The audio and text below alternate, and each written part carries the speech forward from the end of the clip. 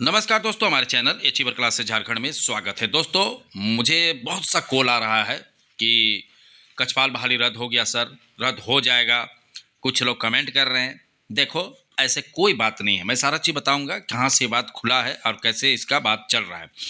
देखिए, सिंपल बात है कि उम्र सीमा में छूट नहीं मिलने के कारण कुछ लोग अब केस करेंगे बोल रहे हैं, ठीक है, और होगा ही। तो देखो, सिंपल बात है, केस करने के बाद क्या होता है ना, उन लोगों को मौका मिल जाता है, लेकिन फॉर्म कभी रद्द नहीं होता है। आप लोग देखा कि इसी तरह से हवाबाजी चला चौकीदार में। कौन जिला में केस नहीं था, क्या हुआ? सबको नियुक्ति मिला। टीचर में भी केस था, सबको नियुक्ति मिला। अरे कितना बताए, कौन वैकेंसी में नहीं? तो ये सब अफवाह से दूर रहिए। ये सब जान के अफवाह फैलाते हैं, ठीक है, जिनको जानकारी का अभाव रहता है कि रद्द हो जाएगा, ये करेगा।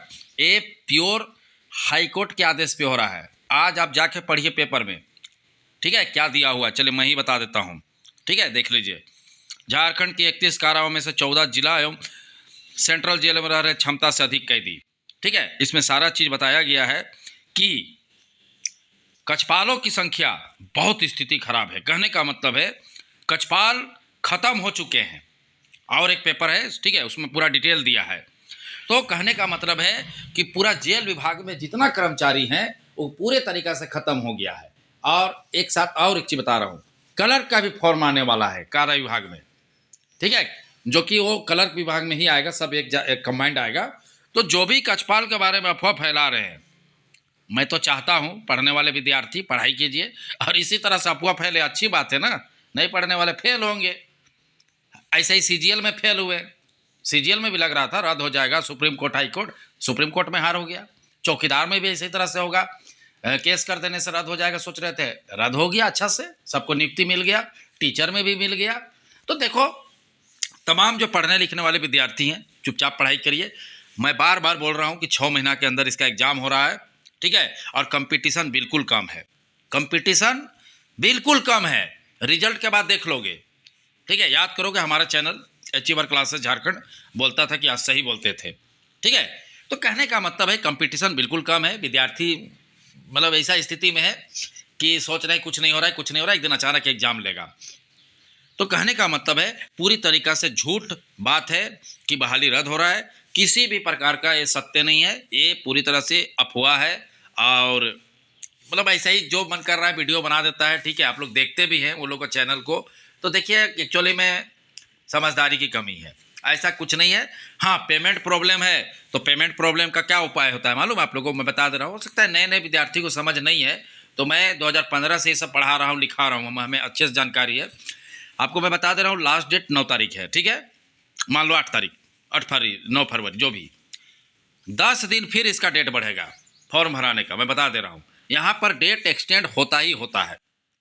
कहने का मतलब है कि डेट एक्सटेंड हो जाएगा, और डेट एक्सटेंड होगा फिर मौका मिल जाएगा। सरकार का ना गलती है जी, पेमेंट इशू प्रॉब्लम है, वाकई में प्रॉब्लम है। कल मैंने भरा फॉर्म 2-4-10 लोगों का भराया, और एक्चुअली में रात को भरिएगा तो भरा जाता है, लेकिन दिन को नहीं हो रहा है।